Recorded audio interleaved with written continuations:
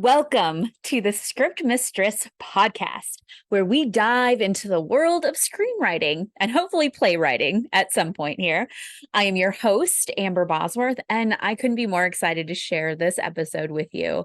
In this episode, we have an exclusive interview with the winner of the August challenge, Karen Mitani. Amidst a pool of extraordinary talent, Karen's script, Another Man's Treasure, stood out like a shining star.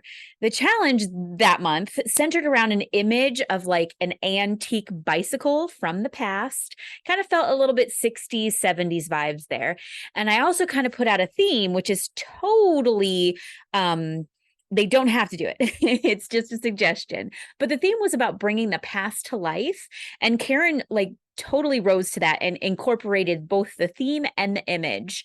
In the script, Karen explores how a magic bicycle can take you back and help you with a regret you might have been holding on years later. Such a great script. Karen has recently just joined the challenges and talks about how this monthly exercise has helped improve her writing exponentially. So let's hear her talk all about it. Hello, I am with Karen Mitani, right? Mitani? Yes, that's correct. Yes, our winner of August challenge. So, Karen, where are you currently located? I live in Brooklyn. So I'm originally from Canada, actually. I'm from a really small town in northwestern Ontario, sort of like 30 minutes from the Minnesota border. So if you can sort of get an idea from there. But I've lived in New York for 17 years now. Wow, that's awesome. Yeah, I live in South Dakota, so Oh, you're very close. Yes, very close to your old place. Much prefer to be closer to your, yeah. So Karen wrote, and I'm sure I said this earlier in the introduction, but Karen's script, Another Man's Treasure, the logline: an unhappy man takes a ride on an old bike that looks just like one he had as a kid and gets more than a trip down memory lane. So tell us a little bit about the script beyond the logline. Well, it didn't really come from anything personal or anything like that. It was very much the prompt, the picture of the bike, and then you had said something in the little blurb you wrote about take a trip back in time, and my first thought was time machine bike. And time travel in 5 pages is maybe kind of stupid, but I thought I could do some sort of version of time travel. And I didn't really plan out the script. I'm very much a pantser, sort of on every day. But I didn't really have a plan at all. I just kind of started writing, and it just kind of evolved out of that first idea. No, that was great. And I think, so I finally posted I posted scripts. They're on thescriptmistress.com/ink winners. So I posted them. But you can see you did really well at navigating the, because that can be difficult, with time travel. What are the rules? What do we do? And you did really well, obviously, because you won, but you did. Very surprised, actually. Well, and so you had a male protagonist, and like I said, sometimes I get surprised when I read some men writing women and women writing men. So what kind of inspired you to make it as from a male perspective? Well, I had an alternate with a female lead, and her name was Billy. And I thought it scared me a little bit because I thought it was going to get too personal if I did something like that, because I figured the character was going to go back. Once I knew the character was sort of going to go back and maybe encounter their mother, I was like, I don't know if I have this in me right now. Because my mother also died when I was young. I was 17. Not that had anything to do with, that's sort of ended up just sort of being a coincidence. But I think I knew that if I did a female character, it was going to be a little more personal. I think I also, at the time I had just finished watching Better Call Saul, the the spinoff to Breaking Bad, and I just finished the series, and so I loved it so much. So I was thinking about it so much, and that's why the main character ended up being Jimmy. There's other things in there too, like the dog's name is Nacho, and there's other things from Better Call Saul. But in the last season, or the very last episode, he's talking to some different characters about a time machine. If you had a time machine, what would you do with it? Like, where would you go back? And then one of the characters says to me, "We're not talking about a time machine. We're talking about regret." And so I think that all just kind of fit together with the idea of the time travel bike, and the character just sort of ended up being not necessarily Jimmy McGill, but I don't know. I think I just had all that on the brain at the time. No, and that's great because you took inspiration from that and you wrote what you knew. Like that was great because I love that show. I literally just finished it like I think last month too. So I think that's and I didn't make the connection. So that makes me love it even more. I'm gonna have to go back and the Nacho. I love that. So describe a little bit about your screenwriting journey. So what got you into screenwriting and everything?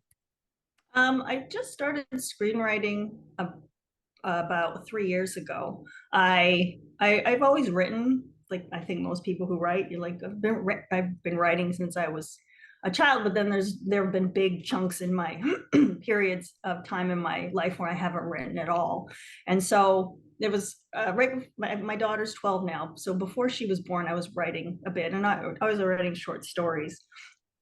And then COVID, the catalyst for some good things, I started writing again because I found a contest, just like a flash fiction contest, and I entered that and enjoyed that. And then the same group did a short screenplay contest, and I saw the ad, and my first immediate thought was, well, I can't do that. And because I'd never written it's embarrassing now. It's kind of funny, but I remember thinking, well, I don't know, like don't scripts have things like exit stage left, like directions? It just doesn't make any sense at all because there's like, that's like a theater. I don't even know what I was thinking, but I thought those types of directions were in a script. I'm like, I don't know anything about that. So I dismissed it completely. And then I saw about a month later, maybe I saw that same advertisement for the script contest, and I thought, I just want to write. And so I looked into it and I read about how, like, I learned what a spec script was, and I read a whole bunch of the winning scripts on that website. And I thought to myself, I think I can do this. There's no stage directions in here. Thank goodness. Mhm. And so I just did it. And I downloaded a free, not even cheap, but a free software, and practiced a little bit. And the first one I wrote, I came in second place with it. And I just was hooked, and I thought I had a little bit of a talent for it, maybe. And I love it so much. It's so different from writing prose fiction. It's just a different, I don't know. I really, really love it. I was hooked immediately. And so I was really happy to find your competition because there's so few of them that are prompted, and what the things that I like, prompts and deadlines. Mhm. So yeah. Yes. Well, and that's the biggest thing. I'm myself, I'm like, what would I want as a writer? And I didn't like too many strict things. Like there's some contests out there that give you genre and everything, and they kind of stick you in a really smaller box. I'm like, I want a little bit more open. As a writer, I would love to do. So that's what I wanted to do. So I'm glad that helps. That's amazing. Yes, very good. Yeah, you do. And I let the medium of screenwriting is so different. Yeah. Yeah, like you Yes. said. And I think people do get bogged down in like camera angles. I think I did that too when I first started. Like pan out, pan in, and that's not our job. Like our job is just to tell the story, and that's you leave it to the director and everybody else to do that. That's the great part. I think people just get so into that. Don't be so rigid with it. It's actually even better if you don't. So Absolutely. what kind of helped you in the beginning? I mean, you got the free software. Were there any kind of books or anything else that you kind of went to when you first started? I think when I just happened to maybe stumble upon different free courses, like there was something online from, I think it was young screenwriters or something like that. And it Mhm. was just a free course, and it was really helpful just to learn, you know, some more of the mechanics, and just to, you know, to tighten it up and be better, or what not to do. Screenwriting is interesting because I don't think there is really like a super hard rule about anything. Mhm. Like I think some people just have preferences and whatnot. Oh, I watched your last interview with, oh no, I guess it was two before, with I can't remember his name. His Steve. last name Steve, and Mhm. he said that he really liked "We See." Yeah. That's funny because, you know, I think people just have different preferences of what they like, Mhm. and people, and putting, you know, things like what you were saying with it doesn't have to be like, it's not our job to tell the how the dialogue is said. And I Mhm. think when I first started, you know, I was putting in whispers, or, you know, Mhm. key grimaces or things like that, and now I just leave it alone, because you're right, it's Mhm. someone's going to interpret it even as reading it the way that they do. So Mhm. just, I think, just reading a lot of different screenplays. Also, I didn't really study it so much, except for maybe just reading Yeah. other screenplays that were successful. Yeah. Well, and that's why I love, I need to definitely spread out the ink winners more for people, because what we get a lot out there is the spec scripts. I mean, that's what you're seeing, but that's after it's optioned. And that's when they start putting in the camera directions and everything. And those are, that can be misleading. So finding those resources with actual regular, just scripts starting out, before it gets optioned is the best, I think the best for anybody to kind of take a look at. Absolutely. So tell me a little bit about your like screenwriting mindset or any techniques that you use while you write. Um, hmm. I don't know. I don't know that I have any. Like I said, I very much write. I like the expression, I write to find out what happens. So I don't I don't tend to plan out very much. Sometimes I'll just have sort of a vague idea of the direction I'm going in, and Mhm. that'll help. But otherwise, I really just sort of go, like, get my idea and go. Mhm. Um, Sorry, I lost my train of thought. I was going to say something else that you had mentioned, but now I forget. No, that's okay. And I bring that up because, people have different ways. Like for me, like putting on soundtracks, like Yeah, instrumental soundtracks, like Lord of the Rings, Harry Potter, like listening to those kind of soundtracks actually really that gets me in the mode, and I'm able to focus more. So sometimes it's fun to see what yeah. people's, because you never know what'll work. Like if you hear something, Right, right. maybe it'll work for I somebody else. So yeah. That's interesting. I've never Yeah. tried that. Yeah, No. yeah. Because I think music, because it also puts you in, like, depending on what kind of music can put you into the frame of mind of whatever you're writing. Yeah. So I Right. think, I think that really helps. So as you were reading these other scripts, what were some techniques that you really liked? What were really things that you enjoyed reading? And what were some things that you kind of like, ugh, I'm going to avoid doing that? Well, I think, especially now, with the now knowing, you know, more about Yep. screenwriting, the scripts that I enjoy the most are the really terse, sort of, um, effective, really efficient Yeah. action sequences, like just Mhm. tons of white space, really, really brief. I really, I don't know if everybody likes that. Like, I really appreciate that. I love when it's really clear, just with the minimal amount of words. Um, and so I don't know, I wouldn't necessarily say that's what I'm as good as at that, but that's sort of what I try and do. Mhm. Um, and then I think for me now, and I know I was guilty of this before, but when there's just not a lot of white space, I like a lot of white space, and Yeah. I definitely try and do that in my scripts. So maybe that's something that, you know, I look at it sometimes, if there's a big chunk of dialogue or a big chunk of action, I'm like, well, you could break that up. That's easy. Yeah, exactly. I think they get, because you can tell the people that have written fiction or written prose have moved into screenwriting, and they really, and some you can do really effective, really 3 sentences to really, I think maybe it was maybe yours or somebody else's, and it like this was like the best like 3 sentences to set something up, and being able to equate it to something, was amazing. So I also appreciate that. What about some things you want to avoid? Like you read and you kind of don't like, In others, and others, yes. um, I again, this is maybe preference, but I don't like personally, I don't like getting into the characters' heads, or when they're like, he's thinking this, because we would never know that. And Mhm. so I just like to just be very aware of, it's just what you can see.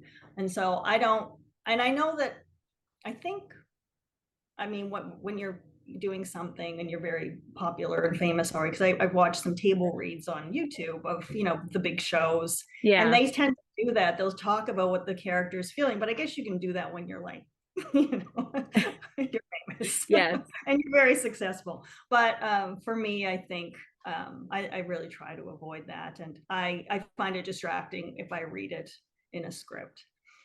Yeah, I do too. That's funny because that is something I do a lot of notes on that.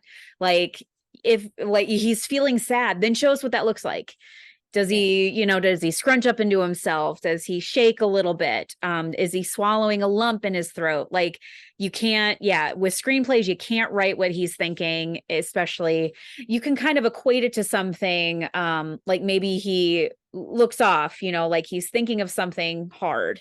I mean, that Mhm. you can kind of get away with, but yeah, because it has an action, because he's doing something. Yeah, I'm not a big fan of that either. And I do mention that because I'm like, we can't see that, and it might help the actor, but again, that's the actor's job, like to interpret the actions in your script to what he's thinking about. So that's a good one. So I mean, that's a good tip. Are there any other tips you'd like to kind of give out to beginning writers?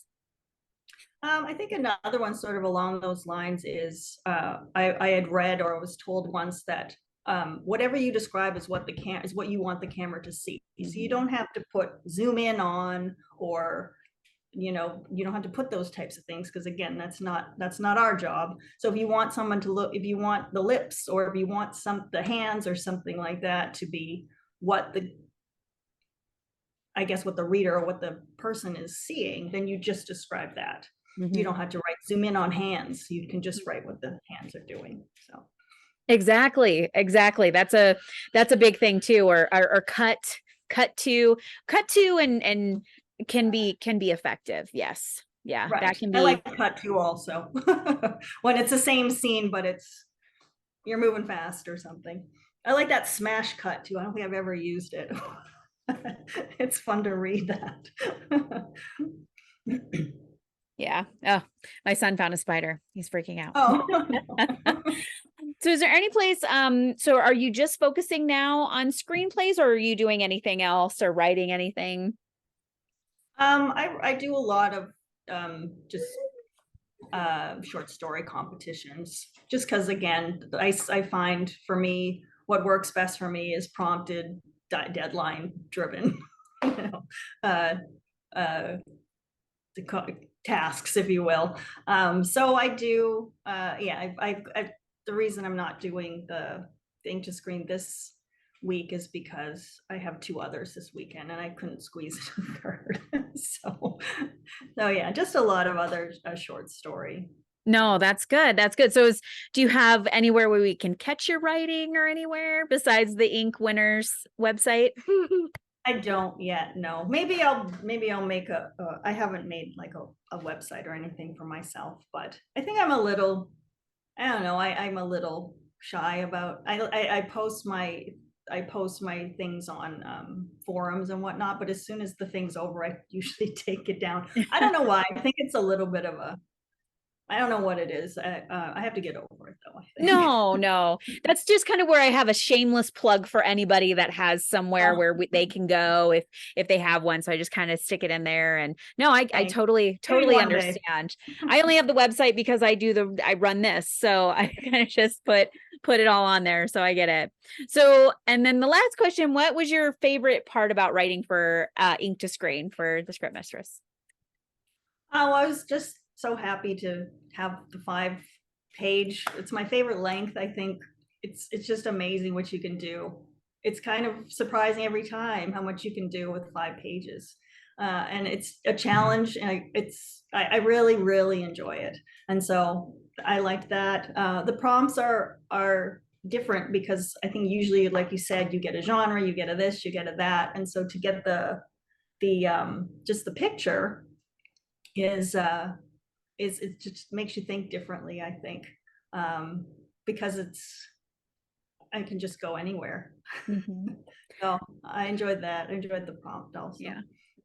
And I like providing you guys with the image because I think that more than anything, being a visual medium, is you have to describe it. And I think that really helps you to really get in there and describe what we're seeing so that everybody can see what you see in the image, which I think is a good exercise for any writer, any screenwriter. I think is a good thing. So yeah. I really wanted to describe that bar at the back of the seat, and I didn't know what it was called, so I had to like do all the Googling. I was like, sissy bar, I got it.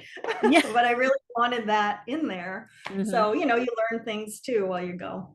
Yeah, no, and that's good too. And sometimes when I read a script too, I kind of gotta like, was this there? I think and figuring, and I love that because I learned something new too, and just how many different stories that you guys all came up with, like with just it's amazing. It blows my mind, which I think you lose when you do like you got to do the horror genre, you got to have this in there, and you got to do this. So I feel like this brings about a more wide array of stories with it. So, well, thank you, Karen. See, that was that was good. Thank you so much, and I'm sure we'll catch more of your writing. Yes, very I good. hope Well, so. thank you. It was an absolute honor to speak with Karen.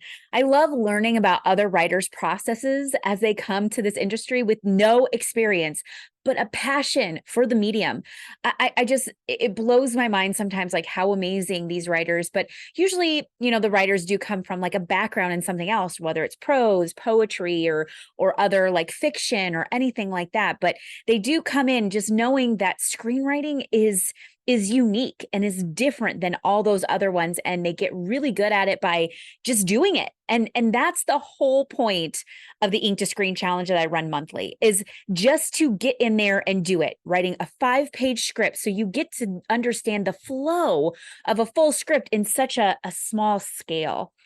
Now, I hopefully you heard what Karen talked about and can understand how these monthly challenges really help. We just wrapped up the September challenge, but the October one is open for registration. That will run from October 18th to the 22nd. Make sure you reserve your spot at thescriptmistress.com/ink to screen. And I'm also going to be revealing something this weekend, Saturday, about a fun challenge in November. I'm really excited. I'm taking it up a level with our monthly challenges. I'm going to do, I know there's that national novel writing in November. Why not make it a screenwriting one as well? Not necessarily national, but I would love that. Worldwide, for everybody to kind of work on a script a little bit bigger than 5 pages. So, and then, of course, if you want to read all the incredible talent from the August challenge and previous months, I have all the finalists and the winners posted. Be sure to download them all at thescriptmistress.com/ink winners. WINNERS winners. I hope to be interviewing one of you next month. So keep writing. That's the biggest thing on this. want to provide a safe space for writers to practice their writing and still get feedback and have a community of other writers as well.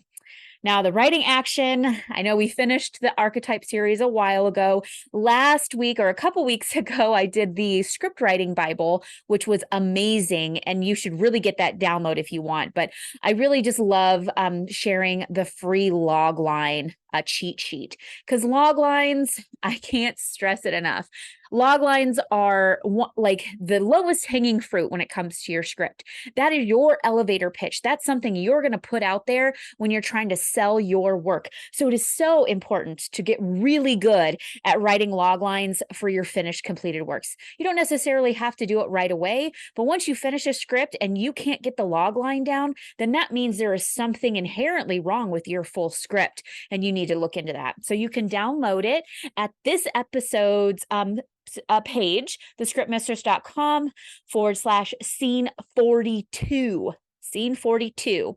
And please join our Facebook page, Ink to Screen, and share your insights. Your ideas might just inspire someone else.